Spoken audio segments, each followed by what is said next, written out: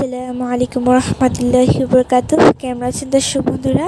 আশা করি ভালো আছেন। আজকে আমরা আরেক নতুন ব্লগে হাজির হলাম। আজকে আমরা রান্না করব ঝিঙে ভাজি।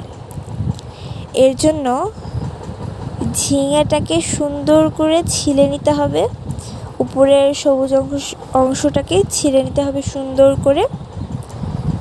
দেখুন দর্শক বন্ধুরা, অনেকটাই আমাদের ঝিঙেটা উপরের সবুজ অংশটা ছেলা হয়ে গিয়েছে, দেখতে পাচ্ছেন।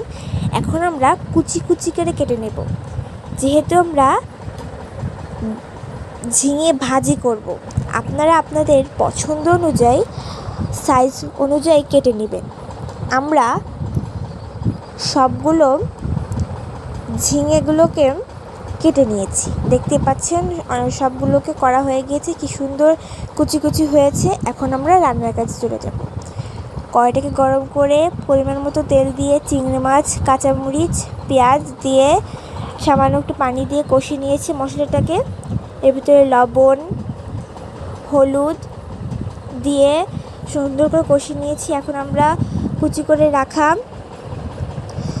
ঝিঙেটাকে দিয়ে দিলাম। এখন সুন্দর করে কষিয়ে নিতে হবে ঝিঙেটাকে।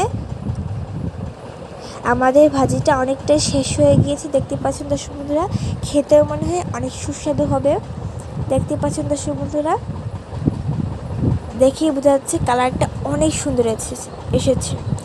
রান্নাটা প্রায় শেষের পর্যায়ে, দেখতে পাচ্ছেন দর্শক বন্ধুরা।